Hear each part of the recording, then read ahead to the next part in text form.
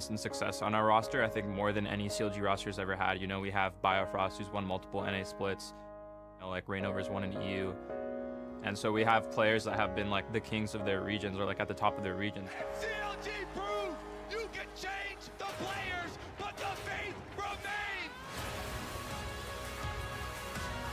So I think with just like the success that everyone on our team has had, I think this is like the highest peak we could possibly have for CLG. And the only thing stopping us will be how hard we work to be the best. This is a season where I can go farther than I've ever gone before.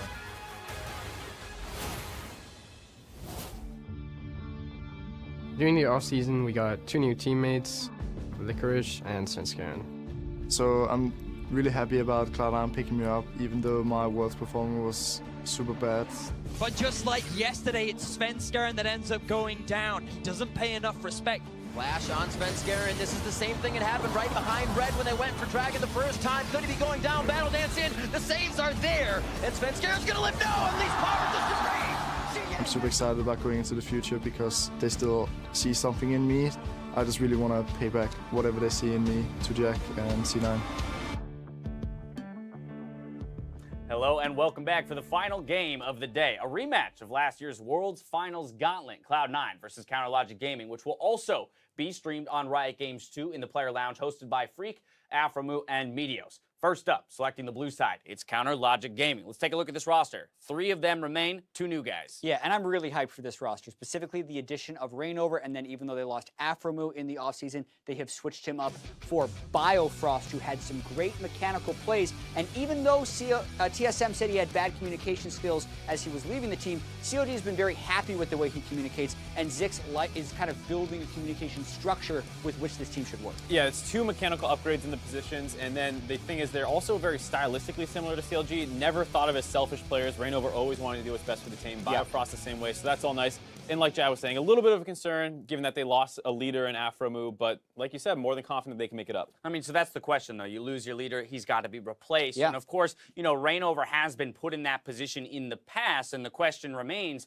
did he fulfill those positions in the previous teams that he was a member of? You have to say the Team Liquid experiment was a complete disaster, complete failure, and anytime you're a part of something that abominable in some sense, like everyone bears some responsibility, and that includes, you know, the rest of his team and the coaching staff. So it's not fair to put it all on Reignover. Here he's moving into a much more stable team. They have a great coaching staff in Zix. I think one thing that stands out to me is the fact that Reignover did, or rather was involved in CLG's Worlds run, right? They brought him in to help coach in that jungle position. So they clearly have a lot of faith in this guy, having carried him over into the season. They've wanted him on their team since that time. Right. They just haven't been able to work out the details to actually get him on the CLG roster. So they are over the moon that they have Reignover starting. Let's also talk about best of ones here for CLG, because I know that you have a lot of faith in this roster. And Darshan, if we recall back to the days of dominance from Darshan, it is very much in those split pushers, that X factor that you just kind of talked about, Mark, in the top lane. Yeah. Could we see some Huni-like performances from Darshan around here? Listen, he finished 4th in top lane voting for an LCS awards in the summer split, but I had him first because I thought he did have those carry performances last year, and he was doing it with the revolving door in the jungle. They had Dardoch to start the split and switch it out for Omar God. So with a reliable guy like Reignover, that's going to be huge. Now on the flip side, of course, we've got Cloud9 on the red side of the map. Looking at this lineup, right from the get-go, I want to talk about that top laner. He's charged with dealing with Darshan in his NALCS debut. This is Licorice. I think Licorice could be one of the most important people for how the actual LCS shakes up. If he is unable to put in consistent performances against how stacked the North American LCS is, C9 will have a hard time finishing, you know, 4th place and above. They'll be struggling to make playoffs because while they do have a great stable bottom portion of the map, if he's getting exploited by Huni, by Darshan, by Haunter, it's a nightmare situation for this team. Yeah, and no one has really many bad words to say about Jensen, Smoothie, and Sneaky. So that half of the map seems pretty solid. And like COG kind of had to move on from Afromu, this team needs to move on from Impact and even contracts. And this is the main move. Like, yes, Licorice went away. People understand that Team Liquid decided to pay all the money to Impact.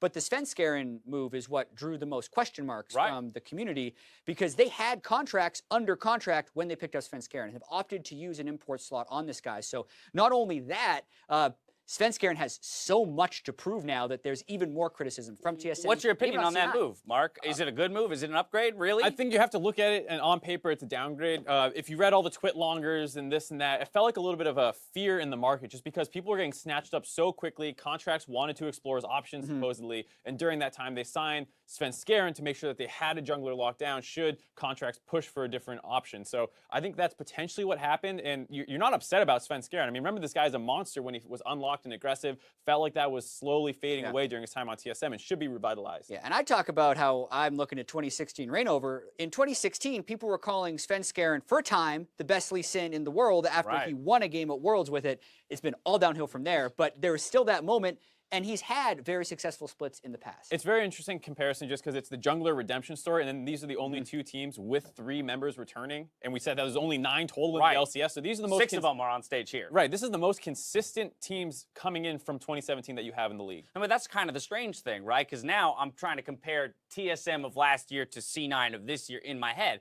You've got a team that we've always pointed at very much plays around the mid lane. Bjergsen and 4 wards, all the memes, whatnot. Well, Cloud9 last year, a lot of people looked at them as a team that solely revolved around Jensen. So what, if anything, has really changed here? And will Sven find much more success on another mid-centric team? Yeah, and if you have rose-colored glasses on and, like, best-case scenario, it's actually much better. Because Smoothie was the guy who already as a support plays around mid lane. Svenskeren has years of experience playing around mid laner. His mid laner was MVP last split thanks to his contributions as well as obviously the mid laner's great skill. But it's still potentially very good for C9. Right. Any final thoughts on this matchup, Mark? I think the junglers will be very influential as much as we're talking about the top lane, unless Darshan actually does get a counter pick where Licorice is on red side. Last time we didn't see the counter pick. Apparently people don't care about what side they're on, Mark, when it comes to counter picking top lane. We'll see, but otherwise it should be pretty jungler dependent because this is a great matchup on the bottom half of the map. All right, 5th game of the day. Let's close out strong as we head into game. If you're looking for some pro flavor, a reminder that Riot Games 2 is hosting the Player Lounge stream where Freak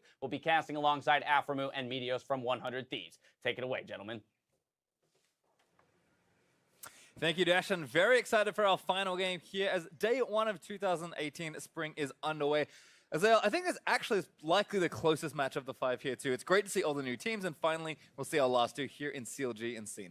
Yeah, I agree. It should be a really close one. Obviously, TSM TL was also predicted to be a very close one. Didn't end up being close, so you never know what you're going to get on the given day. But these are 2 teams that are certainly expected to be in playoff contention, in playoffs for sure. You know, CLG especially, such high hopes for them. And I think for C9, it's a chance for them to show that they did make the right moves because there was a lot of criticism about their offseason changes, about, you know, the change of Licorice coming in with Impact leaving. You know, why didn't they do more? Why didn't they bring in imports? Why didn't they do these sorts of things? And with a good performance today, they could quiet a lot of those critics. Certainly could, and I think in general, you're right. Both these teams, a lot of major roster changes, one way or the other. I think we've seen a ton of teams make good roster moves and build good rosters, but I think CLG built the best team in the people that they added.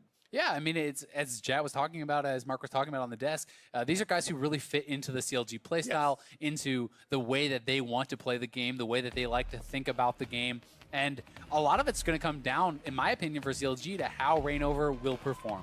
Because if this is the Reignover that we've seen in the past, playing like he did on Fnatic, playing like he did on Immortals, then this is a championship caliber team. But if this is the Reignover we saw last year from Liquid, well, they could have some struggles. And I think we can aim a similar question marks at Licorice, of course, another LCS rookie here for the season. But we are into champ select as Shen and Vladimir get banned away. Arguably 2 top lane champions, although there is some flexibility. The Licorice maybe already taken some heat. And then 2 ADs, Stixxay getting a target there. Ezreal and Kalista both taken away by Cloud9. Yeah, pretty interesting. The Shen obviously could be support, could be top. Vladimir has been played mostly top lane, but still can be mid lane, or at least looked at in that way. So certainly some flexibility kind of taken away there from their opponents. And if you are looking to perhaps play something that you feel like is a bad matchup into that, we have seen Vladimir even pick into things like GP with early Ignite and Spellbook to really put some pressure on there. So maybe Darshan is looking for something like that. Because speaking of top laners, Darshan is another guy who is not afraid to play some of these more unconventional picks, to play his own style, to look for these kind of split bush type builds and champions. And we'll see if he's going to be one trying to take advantage of Licorice. Well, it's going to be on this time around. The first pick there overall for CLG, Kog'Maw and Zoe round out the last 2 bans, and now C9's their turn to take 2 picks. certainly expecting that to be going top for Darshan, but it could be the support for Biofrost as well. This is one of those things where you can open your opponent up to kind of get mind gamed a little bit. We have the instant GP pick here for Licorice to really kind of respond to that Ornn. Playing Klepto against the Ornn, you can kind of just farm off of him, play a relatively safe lane, try to get a ton of gold and really outscale your opponent, have more effectiveness later on. But they could, if they feel like this is too bad of a matchup, or that Darshan could really counterpick in another way, flex that Ornn to support, still look for something else in the top lane. Certainly could. I do love though that Licorice kind of just throwing the gauntlet down. Is like, all right, first game in the LCS, bring it on. I'm going to play this fat carry there in the top lane. I also love the Brawn for Smoothie against Ornn in particular. Really takes a lot of the teeth out of his team fight. It really does. I mean, you're able to block the ultimate basically every single time. It is extremely powerful, and the Taric getting locked in means it will be that top lane Ornn, so that matchup all but secured. Taric is something that I think is gaining a fair bit of popularity. If the games are going to be slower, if the games are going to be going to the teamfight stage, Taric has a monstrous amount of power with the AoE and vulnerability from his ultimate, with the healing, the Bastion, the stuns coming from that as well. Can be extremely strong when you link up with a strong frontlaner like Ornn. Yep, head with Varus, of course, in the 2v2 lane. Stixxay taking a slightly more aggressive marksman there in the bot lane, and C9 respond by securing an AD for themselves. After 3 were banned and 1 were picked, they decide on Tristana, and now in phase 2, Jungle is going to get a target there. Kha'Zix's taken away from Reignover. Now, Kha'Zix's not really something that I super think of as a Reignover champion. He did obviously play it, and he has played it in the past, but Reignover has always had his most success, in my opinion, on tanks. He has been at his best when he's controlling the pace of the game, when he is out-farming his opponents, out-thinking his opponents, moving around the map very well on tanks. Something like a Sejuani, to me, fits so well for his playstyle, and it's going to be interesting to see how Reignover will play, because there's been a lot of talk about how the new meta will fit in. With catch-up experience mostly gone, or at least not as strong as it was before, you can get and maintain large experiences and advantages, and that's one of the ways that Reignover always kind of pulled out these edges over the opposing junglers, was by more intelligent pathing, was by getting those edges and never really letting go. Well, actually a Jarvan ban for C9, as Evelyn going to join the jungle ban pool for CLG, and also banning Cassio. I'm trying to think of what pick you're protecting by banning away Cassio. Maybe something like a Rise. Yeah. But if C9 want it, they can, of course, take it away here. Yeah, you certainly can just grab up the Rise if you are feeling that is a pretty powerful pick. Sejuani, I think, is a very smart pick here, not only because it gives you another tank. You don't really have a true tank in the Braum, but also because of the fact that it is a very intelligent pick for Reignover, right? We had just mentioned that, so you can kind of look at it like a double pick there, almost a takeaway plus a good select for yourselves. So already I'm really liking the Cloud9 lineup here. We're going to have to see how C9 is going to round out their composition, but Rengar coming in can also work quite well with the initiation of the Ornn when paired up with the Bastion and the Taric ultimate, because you can give Rengar the immunity as he is flying in, and if you are going to go for that full assassin Rengar, that can be quite powerful, but still, Reignover is much more known for the tank Rengar, which a little divisive. Yeah, which is a very different type of style. All right, well, there's Rengar, and looks like Malzahar is going to finish it off there for Kuki. Jensen is, as is somewhat traditional for C9, going to get the counter pick here.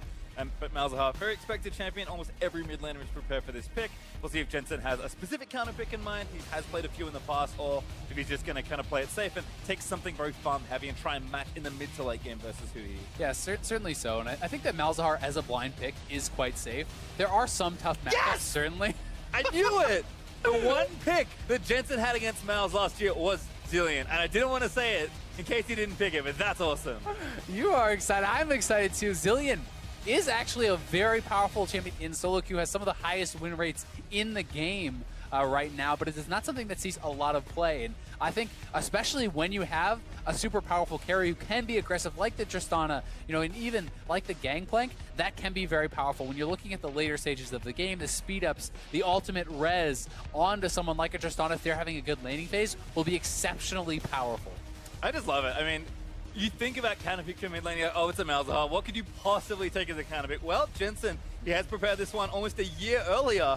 is going to be taking Zillion into battle once again. And I even love that it fits in with the type of comp they're trying to build. So yes, certainly overexcited, but I love me some fancy drafts, and that was some slick drafting from Cloud9. Yeah, definitely a strong composition here, but you have to say on the other side, CLG also has a very powerful team fight composition. They've done well. They have really drafted themselves some lanes to attack. I mean, you have an Ornn, you're setting yourselves up to be able to have the potential to dive turrets, to be able to make plays happen, especially when backed up by the Taric ultimate. Malzahar, powerful team fight with the ultimate to kind of take out someone in the front line, and Varus, a lot of CC there too. So certainly both teams with powerful compositions, and we're going to have to see which one's going to come out on top. And again, I couldn't have it any other way to finish off day one of the 2018 spring season. The arena is still packed. Fans are awfully loud, which I'm sure they'll keep up as the game continues. But finally, the last two teams that we have yet to see this year will enter Summoner's Rift.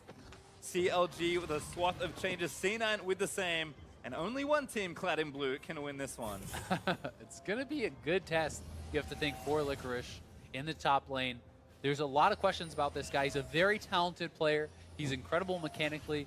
Certainly has the potential to hold his own, but this is the first of so many challenges he's going to have in the LCS because the top lane roster is incredibly stacked here. You know, you have guys like Darshan, like Impact, like Flame, like Huni, like Someday, that are going to be such tough challenges. Haunter as well, you know, for him. And not to mention some of the others. So really it is going to be tough. And if Licorice is someone that can prove that he can not only hold his own, but even go advantageous in some of these matchups, well, people are going to start to have very high expectations very quickly for C9 because you know what you're getting from the bottom side of the map. And Svenskeren, if he can get back to his own form where he has the freedom to play aggressive and really kind of maintain his best play style, then they're going to be a very, very strong team. I think so as well. And talking kind of little synergies between these two teams. I love looking at the jungle mid matchup for these two. Svenskeren is the type of jungle that Jensen loves to play with, and I think the same is also true for Huhi and Rainova. Yes, their styles are quite different. I think Rainova's maybe more of the aggressor and Huhi can support him, or it's the opposite for Sven pressuring Jensen's lane, but certainly Jensen's a player that has grown in leaps and bounds despite how strong his laning phase has been, and Huhi also massively impressed last year. So these are two of the best mid laners in the league going 1v1 right now. Nice trade there for Huhi, though. Jensen actually missing the bomb and having minion aggro takes a lot more damage there. So well played early on by Huhi. Not too big of a deal. And it's also interesting to point out minion dematerializer actually taken by Darshan in the top lane. He's also playing with Unsealed Spellbook. So there's a lot of discussion about minion dematerializer. How good is it? Why are people taking it? What does it do? Some of the things that it can really allow you to do is actually have proper back timings on cannon waves. Traditionally, people think, well, if you base when your opponent is going to have this cannon wave, you're not going to lose as many minions because that takes 8 shots from a turret. You can dematerialize that, get a better base timing, so they're going to lose the rest. They're going to lose more of the wave as it gets to their turret faster. What an invade from Rainova there. Here's Sven going to get jumped on again. Another jump proxy electrocute for Rainova. Just straight up solo invades the jungle. Yeah, nicely done. He's going to get at least this camp, and if Svenskeren fully retreats, he can just take the red buff afterwards. So a good start from him, but we'll see how effective it's going to be for Darshan. Also can enable some roams, right? You can knock down the cannon, push the wave faster, look to create things elsewhere on the map. Certainly been great to see how the players have used all of the reforged runes. Again, kind of poking on different rune trees. These kind of standard at this point for Malzahar Unsealed Spellbook, but Jensen actually with Aerie, so a lot more lane focus, wants to apply some pressure. He does have a teleport, so we'll be able to match what I assume he will have eventually in the game, but well, I feel like Spellbook also works quite well on Zillion, so it's an interesting choice there to be a bit more aggressive. Yeah, it certainly is, and while Huhi definitely can go for the teleport if he needs to kind of mash side lanes later on, Ghost is also so powerful, and having a low cooldown on Ghost not only gives you the more mobility and chase down potential in later team fights, but it also gives you so much more power to actually avoid a lot of these ganks. Wow, Sneaky going very aggressive. He does tag both of them there. One more kit, stuns in onto Stixxay. Getting aggressive again, just taking the trading opportunities where they can find it. Yeah, actually really nicely done there. Smoothly blocking a lot of the damage with the Unbreakable. They had the earlier level 3, they had the Guardian proc available, so it's a good trade. We'll see if it actually does end up resulting in anything more than that, as Stixxay still has his Relic Shield charges, Biofrost has his, so they'll be able to kind of heal back up with that. Jensen does freeze this wave temporarily, but Huhi swaps that cleanser TP and TP's back instantly to lane. Get too much off of that, but just wants to make sure he keeps up the pressure as Jensen took a lot of damage taking down those caster creeps, but Bomb should be able to clear most of this out as things even back up. Licorice was also down before, but has done the same against the pushing on. Seems to be holding his own fairly well here 1v1 in the early stages. Yeah, definitely so far so good. And Licorice really just going to be looking to kind of farm it up, continually use your Q to proc Kleptomancy on your opponent. You can get the stacks of gold. You can get gold every single time you actually Q them. You'll get the 5 base no matter what items you pull, even if you pull none. And that in addition to GP's passive, where he's getting even more gold from actually killing off all the minions, means you can get ridiculous amounts of gold. You can get super fast item timings and sometimes kind of escalate yourself to that late game power. Well, I think now it's time to certainly talk about the junglers as Raynova moves back in. Sven gonna walk right into him again. Unfortunate timing for him. Still level disadvantage. Also, Electrocute procs, Bowler goes down. And at red buff, Rengar, certainly tough with Jensen getting constantly pressured by Huhi. I mean, it's actually such a nice game plan. With Huhi pushing in, Rainover constantly being there to harass his opponent, and Rainover is pretty close to level 5 here. They're looking to go around and try to take away another camp, and playing pretty aggressive. And taking damage, stun not gonna land. Jensen can't quite connect those bombs. Rainover stays, gets 5, takes the big Raptor down as well. Yeah, that's very nicely done. I mean, Svenskeren is basically a full level behind. He just hit 4 as Rainover gets 5, and they're keeping down Svenskeren quite well so far. Huhi taking a lot of damage, though. Jensen could maybe chase. That was one of the best presses of S I've seen from Jensen. Kind of knowing that the Q is coming out. So a good trade. Huhi does ding 6, but Flash burnt despite the extra cooldown available from Unsealed Spellbook. That aggressive play that I think Huhi would have wanted to have made with Raynova is going to have to wait a little while longer. Yeah, certainly will. Thankfully, he does have the Summoner Spell cooldown with the Unsealed Spellbook, and will be able to get that back. And now that he has hit Lost Chapter, to me, that is the most important early game buy for Malzahar. It means that you're going to have enough mana to constantly push out the waves. You don't really have to worry about running dry before your teleport comes back up, because that's also a shorter cooldown. So he's going to have to play more defensively, but should be in a pretty good spot. Yep, Raynova eating some damage off the barrels, but taking away another camp. I mean, he's in a good spot.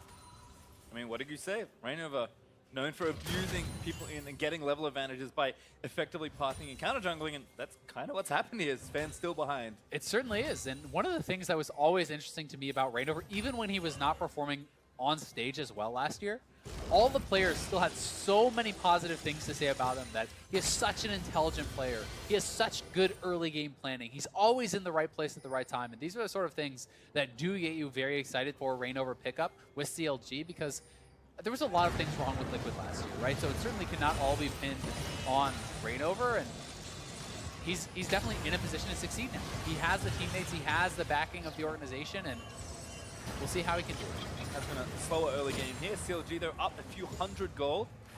Mostly again sitting in that jungle advantage, although Darshan also with his CS lead there, as the rest of the lanes look pretty even. Now, as Rainover is 6, I think that the first Rengar ultimate is incredibly important to kind of get snowballing. It's such a long cooldown, and if he could get up to the top side, Ornn enables dives so well. Darshan, you'll notice, has held on to Ignite, which tells me they want to go for some sort of a kill, or at least apply that pressure. And with the Ornn ultimate, the fact that he's actually cutting off the wave, Rainover's moving up, they're looking for a play to dive on top side. Well, more than that as well. Huhi also making his way up to the top side. It's going to be so hard to survive. There's the ulti. Licorice is going to have to try and get out of the way. Does get knocked up though. Puts the ulti down onto Darshan, who did take turret aggro pretty early. Darshan, they're going to get out from under it. Huhi also here. Licorice, he's burned the stopwatch. Rainover's getting low. Licorice is going to try and get him, but a stopwatch from Rainover makes the dive good. Jensen here to try and pick up an exit kill. The Ignite still available. Grab it, unstoppable there from He's silenced. Silence down into Jensen. Sven is here, and Jensen also himself. Sven finally there with a counter game. Takes down Darshan, and now aggression in the bot lane. 2v2. 6-day. No ulti, so can't let it go. Stun looking to land, but he doesn't quite find it. What an explosive fight there. You have to say, Licorice played that about as well as he could have. Really did delay by a lot of time, and forced out some cooldowns from their opponents, allows them to get the trade kill with nice move up to top side, and really both teams playing that pretty evenly. Well, it is a trade, but first blood over to CLG as Raynova re-invading here. Sven level 6, caught up a little after that play. Looking for this red buff. Raynova, they're going to try and sneak in and steal it.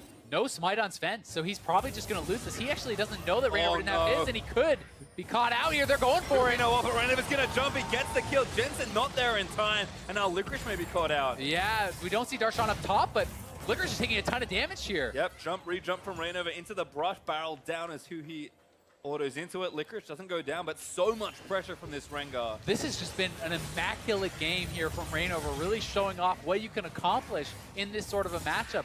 Not playing passively, asserting his dominance, knowing the limits and the strengths of his champion has been so effective here early on. And despite the fact that it's been C9's bot lane who has been the aggressors in these skirmishes we've seen on the bot side, Stixxay is actually up a couple farm, and here we have the play again. This is just a classic setup.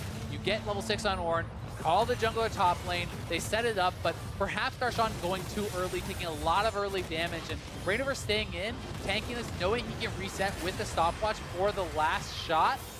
No escape for Licorice, but he's done such a good job buying time that Darshan has no real choice but to kind of turn and try to fight this, and it was a close one to taking down Jensen as he was silenced and barely able to get that ultimate off. But again, Reignover back to the top side, constantly applying pressure. There was no smite for Svenskeren, and that turnaround there may have kind of cost him.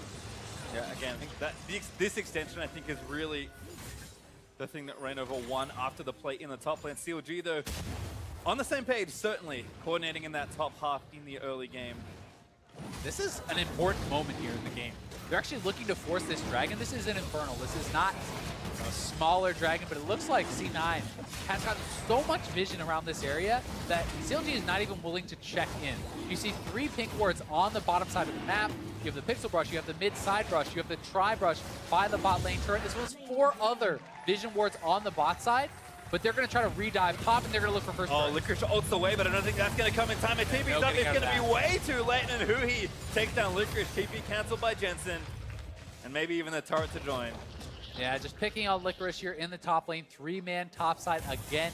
Jensen TPing in, but it's far too little too late, so CLG doing a good job responding. They do give up the kind of delayed power of the Infernal, but they trade it for what should be the first turret of the game, and for what is gold and power right now. And again, if you're going to pick on any champion, regardless of the player, Kangkong is one to keep down early if you can. First turret gold will also be shared by Darshan and Reignover. We'll be happy to pick up that extra also. Dive incoming, but good ult from Stixxay keeps Smoothie out of the way. C9 are at least trying to trade turrets here. Yeah, honestly, really well handled here so far by the CLG bot lane. 4-men bot, calmly back up, use the Varus ultimate to disengage, and CLG is pushing in other lanes. So C9 cannot afford to hang around and try to force that after the initial play has failed. So really well responded to. They're up quite a bit in gold now, and things are looking good for CLG. Yeah, 2,500 gold up here for CLG. It's Reignover leading the charge, defending against a C9 3-man invade. Again, good defensive vision here. Smoothie sneaking to find Biofrost. He's going to get tagged up here, but Dazzle is going to make it okay. Sunland coming through. down. Going to try and chain CC it in. Biofrost does have the ultimate if he wants to let it rip, but he's going to have to flash out of the way. Ignite did go down, but he survives. And now Stixxay firing back in onto Sneaky. Reignover is here. You can see Jensen has cheated halfway down. Darshan is on the top side, still holding on to the Ignite with the Unsealed Spellbook. Really feels that he has the advantage and perhaps could continue to pressure Licorice more heavily, but with the Rengar ultimate available very, very shortly, with Darshan having TP, you're going to have to start respecting the potential for those plays as C9. If you go a little bit too aggressive and you've missed a ward behind you, it's going to get turned around very, very quickly. Yeah, Licorice again fighting up against Darshan, but very tough in this long lane to play too aggressively. Trying to take down that control wall, but Darshan sticking around long enough to defend it, and this is quite the standoff. Licorice does a little dance. And we're back to it, but again, Darshan saying, nope, this is my ward, get out.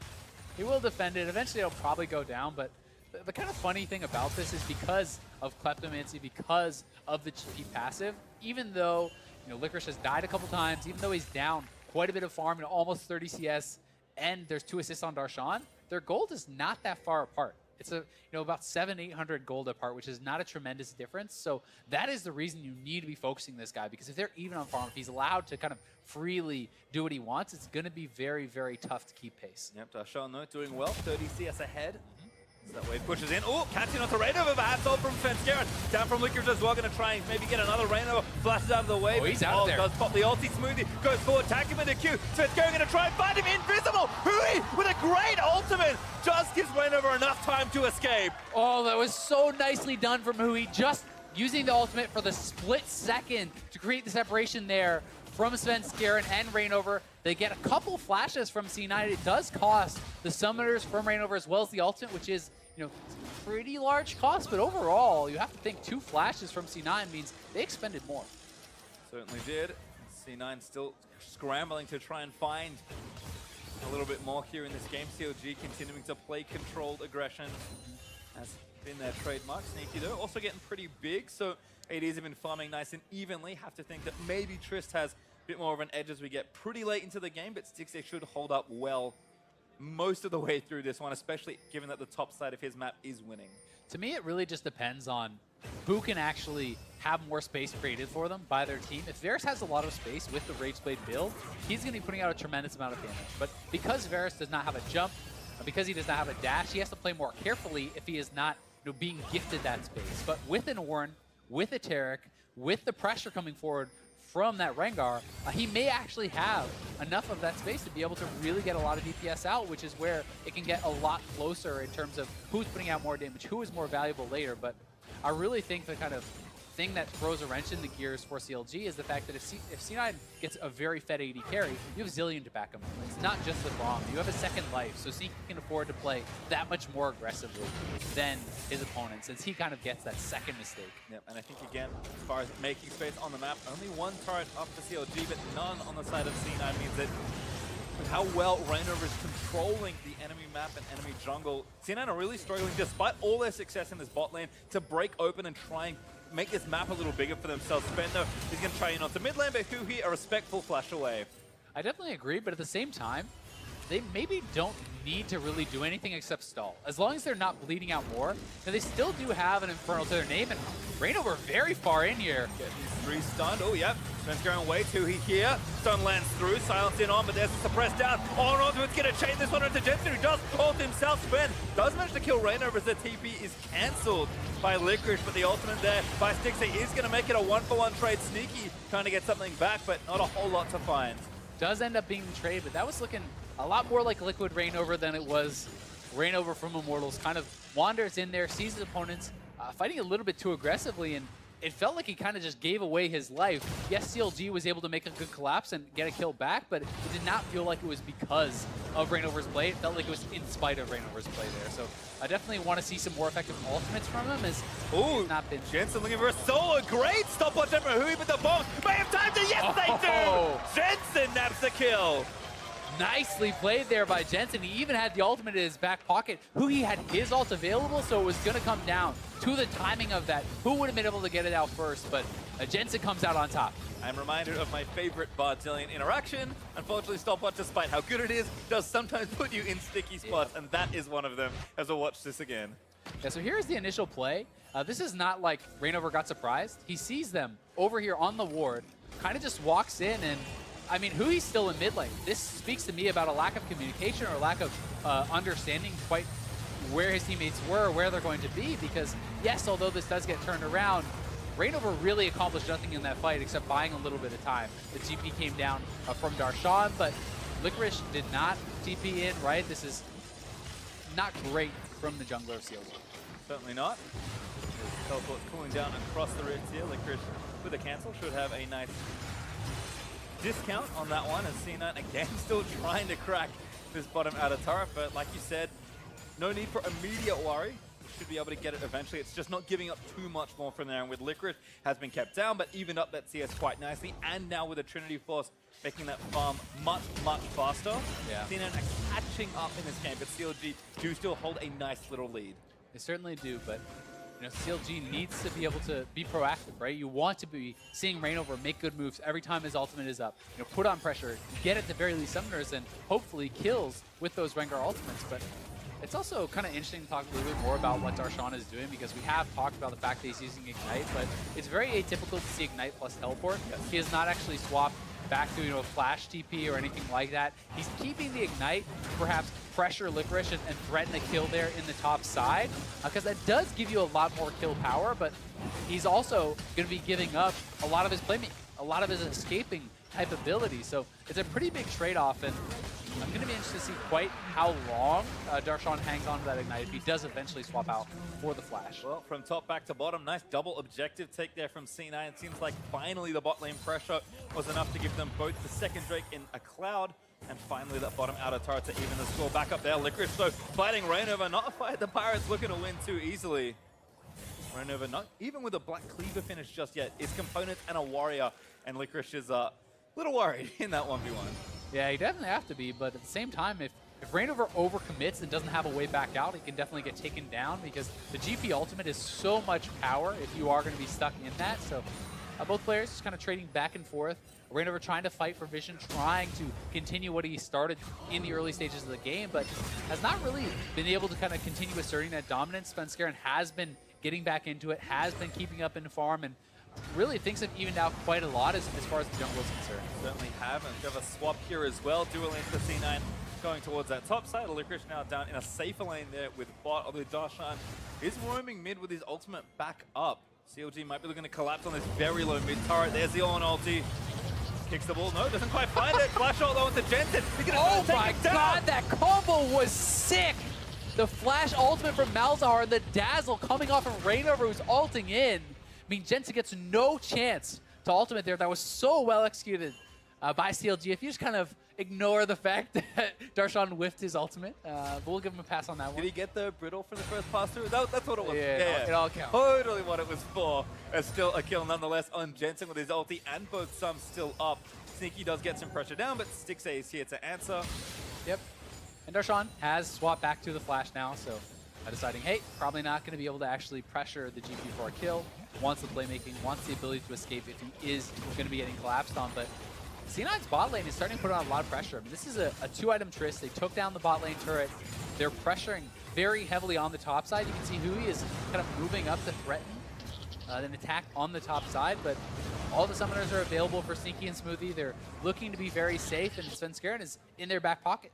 And again, all that pressure that went top, that Licorice is kind of finally making up as we'll check in with this play again. We'll just watch poor Jensen get completely trapped by a nice coordinated CLG. Yeah, this is just really well done. Darshan the whiff, but the flash ultimate followed up by the ultimate from Rainover, plus Biofrost dazzling off of him. So you connect with the Bastion, use the dazzle for the stun. Really well comboed. And C9 a little bit over confident to be kind of defending that in the mid lane. That was a 2 versus potentially 5. You know, their team was not really in position, and the turret was a couple hits away from dying anyway. So probably should have just backed up and given just the turret instead of losing a kill plus 1. Yep, instead lose both. CLG continuing to stay ahead, 2,000 gold in this game. Blue buff over to Jensen as the bomb is able to collect the last of its health. And still, turret being worked on that top lane here, although Sneaky looks like he's just roaming back, and C9 might be trying to posture for a play on mid. It does start to get a little scary total map advantage-wise when you have your opponents have mid outer and you do not. Yeah, it certainly does. You have a lot less safety. You don't really kind of have that comfort, especially when you're looking around Baron. CLG has top turret and mid turret for their T1s, and C9 has neither. So there's no real safe place to retreat to if fights around the Baron are looking kind of bad. And when there is someone who has this kind of long-range engage, like a Rengar, who can really catch you out in the open and chase you down, that can be pretty scary. But it looks like C9 moving up to the top side. Huni is roaming up. Rainover is in the area. It's 4 men from C9. We'll see if CLG decide to fight their TP in as well. That TP might get countered, but not enough damage on the turret. Smoothie is going to have to move back in. There's the GP ult. Smoothie tries to flash out of the way. Darshan. Oh, nice ultimate. Just a good 2-man knock over C9 in full retreat. Sneaky getting low, but Jensen's there with the ulti just in case. Smoothie able to flash out to safety. Licorice counts his TP as the ult under to spend. He's going to get him killed, but got Zillion ulti. He's going to try and buy Sven a bit more time. He ulti's out, flashes out of the way, but Stixay able to flash that down and chase for the kill. It's only one, but that'll do. But it's the jungler, and Baron is on the table. Rainover's very low, so this would be extremely risky, especially with the ton of ward that C9 has around here. So they are going to just back off for now. Will be the 1 kill, but a lot of resources expended on both sides. You can see so many summoners down. You know, teleports expended on both sides, and that was very close to being good for C9. If they could have knocked down that turret a second or two earlier, Darshan would not have been able to come through. But also, kind of a critical mistake perhaps from Smoothie. He used the Unbreakable before the Ornn ultimate comes through. So here's what I'm talking about. Look how low this turret gets, but they decide they can't kill it first. They back off. The Unbreakable is already spent. It expires. And this sets up for the perfect Ornn ult from Darshan, knocking up a couple, putting a lot of pressure on, and really kind of forcing C9 into a full retreat. Gangplank has to cancel his TP because he's in the middle of everyone, and it means the Svenskeren is left out to dry. Yep, nothing he can do. Brittle applied, great stun, 0-6. They flashes stylishly to finish that one off. Baron, though, stays up for now, but still CLG collecting a kill and getting some gold and continuing to deny C9 another turret take. Again, the longer this goes on, a turret on a few HP is still up. That's gold you do not have yet. Yeah, it certainly is. But C9, really starting to scale up. This is a GP on 2.5 items. You can see Sneaky getting quite strong here as well. He's still sitting on his 2 items, but he has a lot of gold in his pocket. So, when he goes back, he'll have another Zeal at the very least. And when you're backed up by that Zilean, you can have some pretty strong advantages in the fight. And I think so much is going to come down to the Taric ultimate versus that Zilean ultimate, which is going to be more effective because they are essentially playing a similar role. And Rainover looking for a pick here. Finds Licorice, chug. A little too far forward. TP in from Jensen, cancelled. Is still from base though, flying back down. Should be pretty quick. Able to speed himself up, but that gives CLG with one Rengar ulti a bit of extra pressure and control back over the Baron pit. Yeah, a little bit of pressure gain there, certainly against TP, but Hui forced to flash. And has to flash out. Good find there from Svenskeren. But C9 not able to convert, but this actually might be enough to scatter pressure as Hui gets found without his flash now. Could give C9 this mid turret, so all of a sudden we're going to even things back up on the turret front. C9 even pushing for a little bit more, but will back away. Yeah, I mean, gold is basically dead even at this point, and even though Rainover is 2 levels up on Svenskeren, it's a lot harder for a Rengar to really find the effectiveness in a team fight, especially against a Zilean, right? Because if you're diving deep for a carry, it is essentially a one-way trip. And if Zilean can then just res that person back up, sometimes you're not going to have a lot of effectiveness. So he has to be very particular about how he enters the fights, what he's going to be able to get done. Whereas for Svenskeren, you basically just kind of have to be this meat shield. Yes, you want a really good ultimate, but even if you cannot pull that off, you're still going to be baseline very effective. Certainly so, as a pretty extended Baron dance is starting here, 26 minutes through this game. C9 kind of aware of how important the objective is now, especially given that the next Vector spawn is another Cloud. Yeah. Yes, C9 already have 2, but they're probably not keen to get another Cloud, especially if it means giving up pressure on the top side of the map. So instead, we'll keep things farming through, and with the game much closer, very important mid-game to not give away too much here. Yeah, it really feels to me like CLG is feeling the pressure that they have to get this Baron. They're spending a lot of time around here trying to force some fights, trying to get some advantages. They feel like they need to push the pace. C9 is slowing down this game a lot, and they are perhaps thinking about jumping on to a fight here, but Licorice has rotated around. There are 5 C9 members in the area, and they still have vision in the pit. They still have 1 ward over in that pit. An excellent pathing there by Sneaky and Smoothie. Couldn't find the sweepers, but stay nice and safe. Span, ultimate at the ready, but just going to clear out vision and force CLG away as they retake vision here in the pit. Sneaky is getting so strong. QSS done to protect against the Malzahar ulti and 1400 gold still to go. Should be at 2 Zeal items very quickly. With Gangplank having all that time, Licorice 3 items as well. Given how bad the start of the game was for him, he's done a good job there. Coming out. Good block though. Smoothie does get called. The forward got cancelled. Svenskeren right over the back line. Out of the way. Rainover trying to jump in. Resurrect there in onto the Sejuani. Might give the fight back to C9. Gangplank off. Doing so much. Rainover's still alive. Barely lives though. Sven able to take him down with the E. But a trade kill there as Svenskeren also dies. Jungle is dead. CLG on the attack. That's the trade of junglers. Rainover just barely not able to get out. Svenskeren goes down once, is brought back to life by Jensen. But then that opened up the ability for Rainover to attack the backline, for him to threaten onto Sneaky because the Zilean ult was no longer available.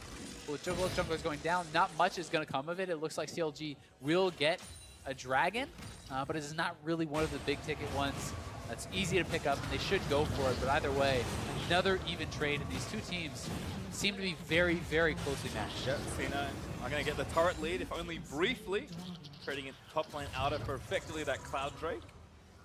And gold is dead even. Really the only thing separating these two teams is the Infernal at this point, and Svenskeren pretty far up. This is why Braum is so good into Orin. You see Smoothie blocking the first part of that. Svenskeren does go down much faster, but he has the Zillion ultimate, and right over diving into the backline, trying to put on pressure. Pony looking to get around the side and does kind of tag Sneaky with that Q, gets a lot of damage on him, pushing him out of the fight, which allows the rest of the team to move forward, take down Svenskeren, and make it an even trade. Well, still good damage there, but again, very even in that fight, and now in the gold as we're almost 30 minutes through this game. CLG have a little less room on the one side lane, but I don't think that's going to matter too much. At this point, we're just kind of looking at who has priority around the objectives, who can get to the Baron area, and who can have the real 5v5 team fight. We've already talked about the benefits of both Trist and Varus in those situations, while Trist may be a little easier to get that work done. That does not exclude Varus from having a good team fight. And if a team fight goes wrong at this stage, that almost seals the game up for you. It just opens up so much of an advantage. It really does. You know, thankfully for these teams, they have a lot of turrets still standing, so it's likely not to be a game ender, but you're definitely thinking Baron's going to be going the other team's way. Perhaps that means an inhibitor is going the other team's way, and that really can start to spell the end for these teams if you lose map control. But CLG posturing again, looking to try to get this vision back. It's been such a battle. It really has, as Rainover gets poked a little bit, not too much. Sneaky goes forward with the rocket shot. They're going to try and find it. That call, the Forge gun again down, but blocked by Smoothie. Stixade forced to use the ultimate and the stopper to get out of the way. Licorice and he goes for a blow, but he does get CC'd up. But a great ult there by Jensen is going to save him as Darshan goes down. Flash out from who he is. C9 find a crucial kill. Yeah, they get a big kill there onto Darshan. He's not able to get away, and this time, Svenskeren is alive. Sneaky's the only one low, but he has lifesteal. He can heal back up, and they're looking to move over towards Baron, but not before getting control of the mid lane. They want to push this out. They want to force CLG to respond to the minions and then go over and have the potential of either going straight for the Baron or turning. And it looks like CLG is going to try to contest this. Biofrost is still there. He does not have his ultimate. Stixade's running back from base, and C9's looking to turn. Sneaky really looks for Biofrost. Do find the stun. Biofrost down. Sneaky able to shoot him, and now jumping in onto Huhi. Again, looking for that kill. Huhi knows something to keep himself safe as Smoothie grabs it with the Winter's Bite. C9 playing it very, very well around the Baron. They find the turn, they get the kill. No ultimate, no flash available for Biofrost, so really no way out there, and C9 will claim this Baron. It's not going to be contested, and they get the first major lead of the game. Yep, 3 up for CLG, but not enough to contest for this. Svenskeren with a smite at the ready is going to take down that Baron. And this Baron power play is very important for the remainder of this game, but let's watch this pick again. Yeah, not the start to the fight that they wanted, and so much credit to Svenskeren. Finding Stixay amidst all these players, someone needed to be blocking for Stixay. It needed to be a Taric eating that. It needed to be an Orin eating that ultimate. Instead, they find the AD carry. Yes, he survives, but he can no longer enter the fight. The flash forward from Licorice, not punished because of the Zillion ultimate, and that was really all Svenskeren to win that fight. A beautiful Sejuani ult. And again, for how much of a struggle the early game was, Sven really coming back up here as one ult into Licorice. In trouble. So 1v2 right now gets rooted and killed very simply. And Stixay and Darshan claim a kill, so bit of the teeth taken out of the sideline pressure from Baron. Yeah, and it's a good pick to delay some time, with that Baron down. We'll see C9 is going to pressure heavily because Darshan is moving over, and so is Stixay, and this could be a 5v4. Have to be a bit careful. I mean, Rainover on the side has his ultimate up. C9 wants to get turrets, but you need to be aware of the fact that you are a bit vulnerable, at least for these next 20 seconds. Play it patiently, wait till GP is up, and then look to make your move. Yeah, and again, C9 will be patient here, waiting for Licorice to come back up.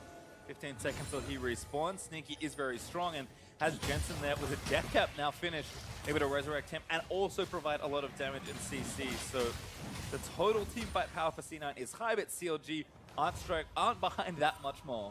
And one of the amazing things about having a death cap on Zillion is how much more health you'll get back from the ultimate res. So, it's up well above 2,000 health now. It's around 2,200 HP that you're going to get back when you get res from Jensen because of all the AP that he has, because he has level 16. So, that's full HP for an AD carry, essentially. It does give you a lot more team fight power. You could also see, again, maybe just Sven face checking aggressively, disrupting the fight, letting Sneaky free hit, and then he's the one that gets res, and same deal, he gets all his health back. So C9, a lot of good options in a traditional front-to-back team fight. And the carriers are still scaling up. Licorice again. Infinity Edge is the next item he's looking for as C9 claim their 4th turret of the game, mid-tier 2 down. Now transitioning down with a minute 10 left on Baron, looking for yet another turret. Yeah, CLG have to decide, do they want to make their stand here? They're backing up, but Stixxay caught again by Sven. Stixxay, ultimate out there, for the forward guard does get blocked, and he goes down. Able to find the sniper, now the fight moves forward. Jensen, able to credit to that kill now. Darshan looking to go down as C9 surge forward. Sneaky jumps in aggressive onto the base. And the tradition of awkward pauses in Cloud9 games continues. Oh my god, that is not the time you want to pause. No. That kills all your action, man. Sneaky's like, yes! And then momentum just killed. But I mean, that, assuming everything is still okay, hopefully we'll get really quickly back into the game, but that is very likely the game is over. This is C9 at the inhibitor turret, 3 members already dead, Sneaky resetting on the team. Even if he does not kill anyone else, the game is done, assuming nothing else is having to happen here. So a pretty crazy fight there. Again, Svenskeren the one to win the team fight. Catches Stixxay with his ultimate on Sejuani. 2 team fights in a row. Critically, that ends the fight essentially. And whether you want to put that on Stixxay or his teammates for not blocking for him, or you just want to give all the credit to Svenskeren, that is so impactful, and you just have to track Svenskeren here again. He's finding ways to catch Stixxay time and time again. He gets him there. He's going to get burst down.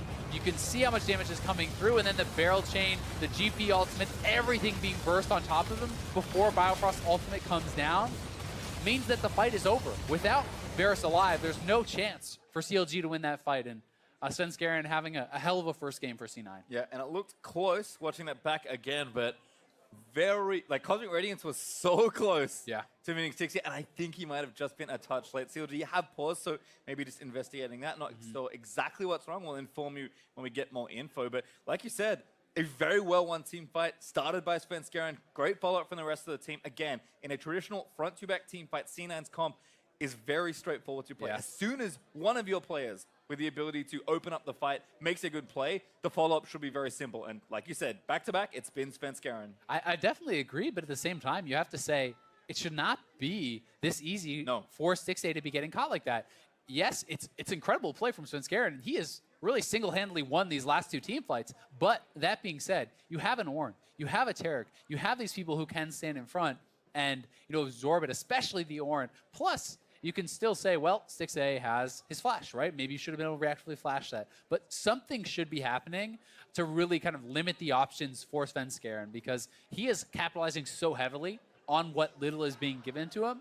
But CLG should not be giving him the chance to land that ultimate in the first place. No, and again, I mentioned the Baron power play for C9 would be critical in determining how far ahead they could get and put themselves towards the finish line. If it just actually puts them at the finish line, it's probably the best.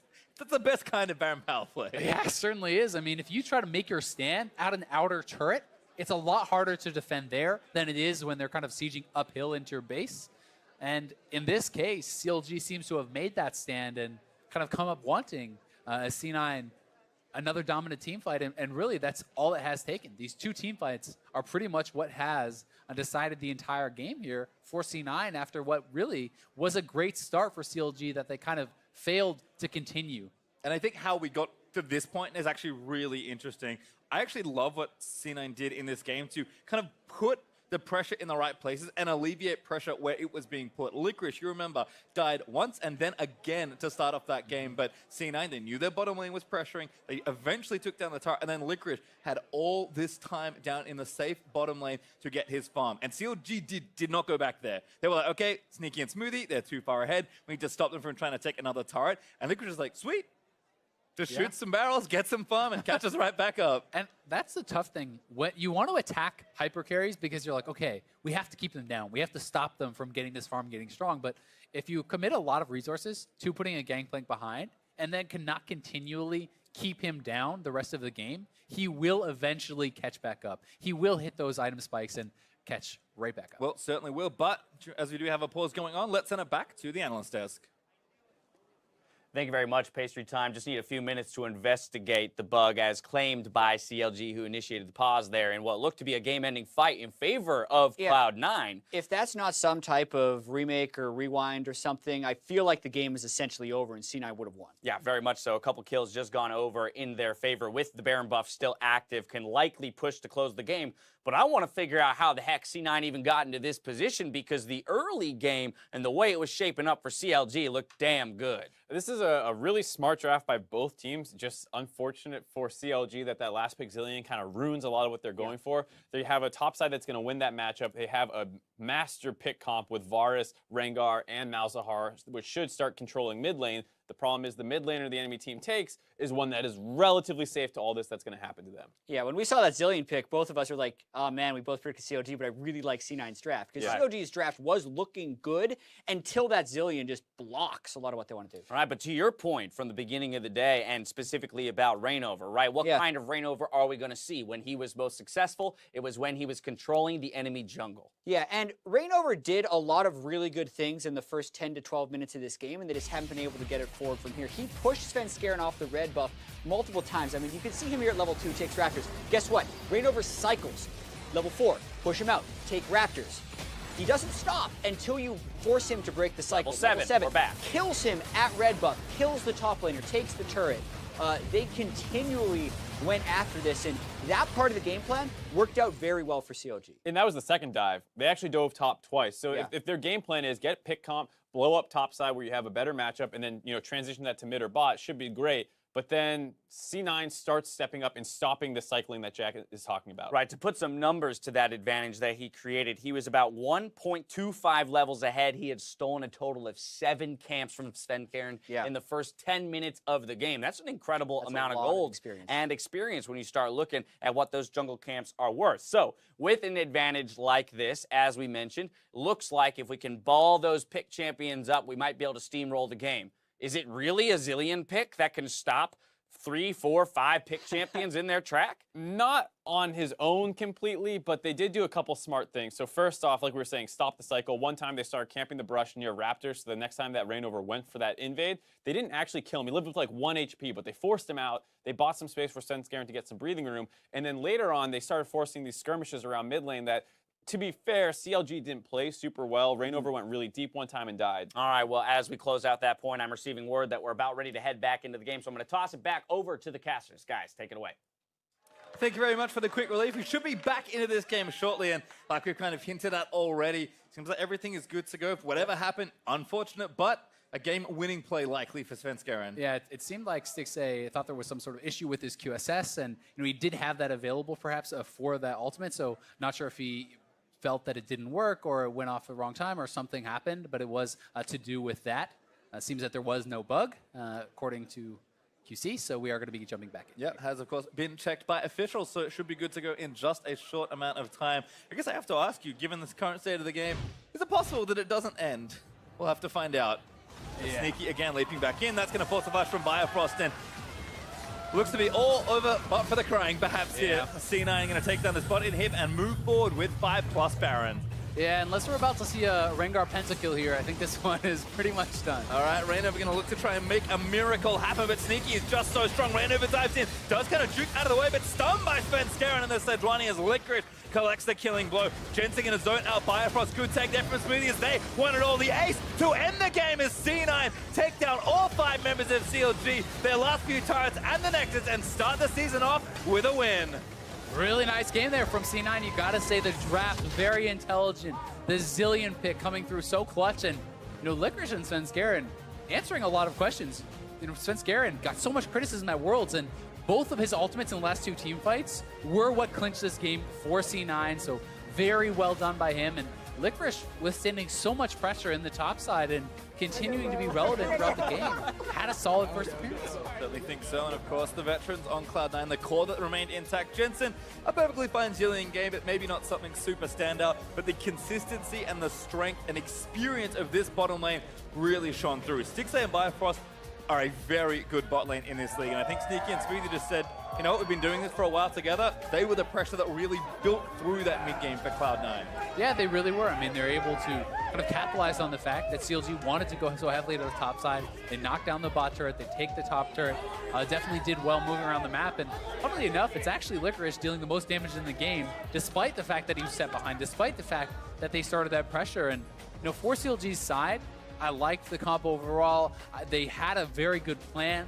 They were able to execute in the early stages, but it did feel like there was some significant mistakes in the mid and late game as far as the team fight execution, as far as being able to know what is kind of the next step. Certainly the good from what we saw out of CLG is, I think, what a lot of people wanted to see when they saw this roster. Darshan, Raynor, and Huhi in particular all playing very well. And you could see with Raynor wanting to get aggressive, with how supportive Darshan and Huhi can both be. I mean, Huhi was all over that early game on the roaming Malzahar. Yeah, I mean, he played an incredible game, I think, on Malzahar. Definitely something to be proud of there. But, you know, it really did come down to the team fighting, and C9 was able to delay the game enough. CLG never really was able to get full vision control around the Baron, never able to really snowball the game from their early leads, which makes it very tough because then you're left in a situation where you have to execute in the team fights, and the game just came down to two incredible ultimates from Svenskeren, catching 6A back-to-back. And I think for me, Sven, obviously a great player, multiple-time championship winner here in the NALCS.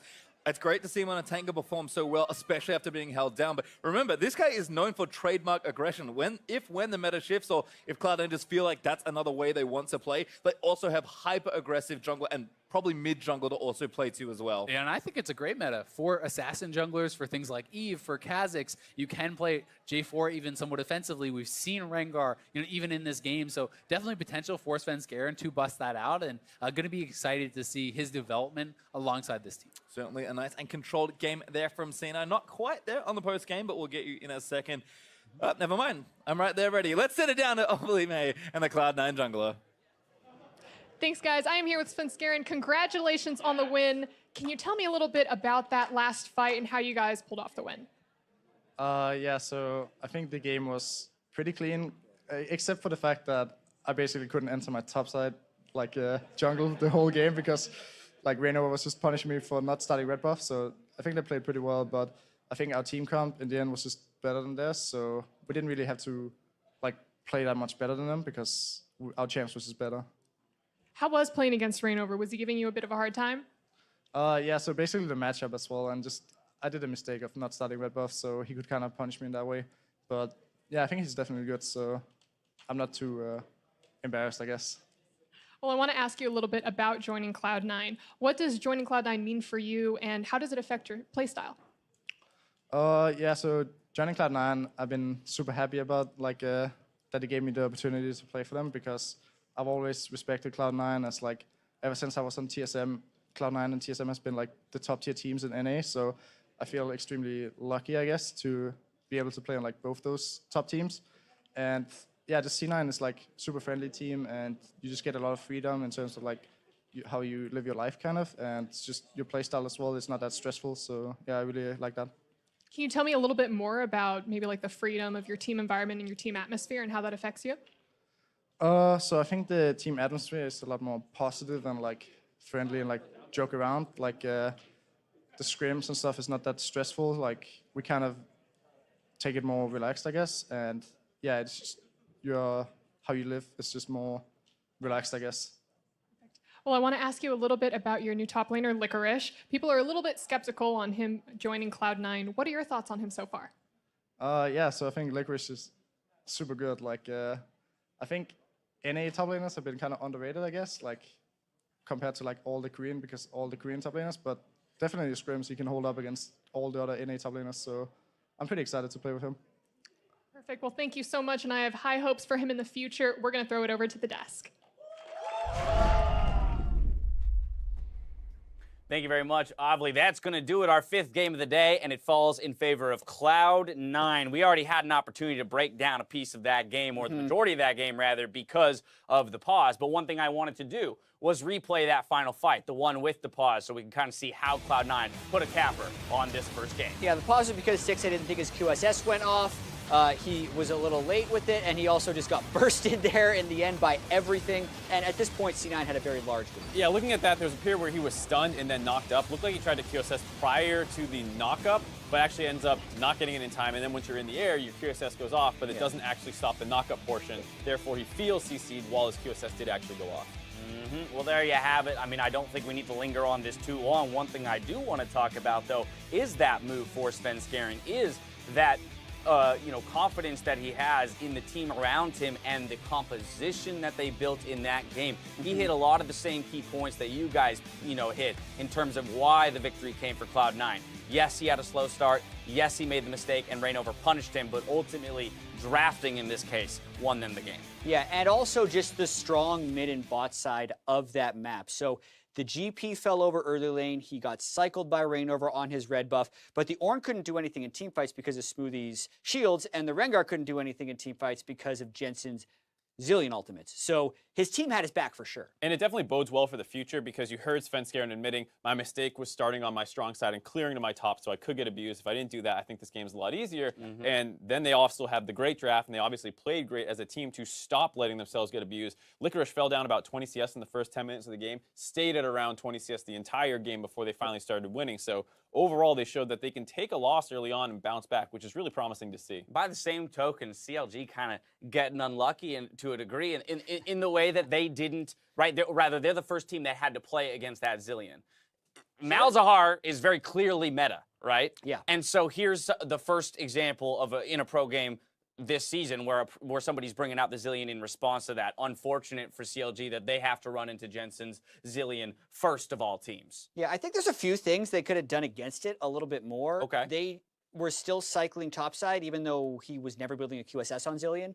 Rengar, Malzahar, ganking mid lane, you can actually still do that. So there were certain things CLG could have played around, but I agree, they got caught by surprise and there's no game two. Best of one, exactly. Best of ones, they baby. lost. It's over. A brand new world, best of ones. Well, it's only day one, so let's see which teams made a splash. At the start of the split, Team Liquid, 100 Thieves, and Clutch Gaming each picked up a win alongside Echo Fox and Cloud9, while the other teams aim to tie their record with our matches tomorrow. But taking a look at this standings, of course, you guys correctly guessed, what, 3 out of 5 each? 3 out of 5. Because of this most recent game, which was looking very good. How do you feel about won the best of 5 of predictions? That's a good point. We're great.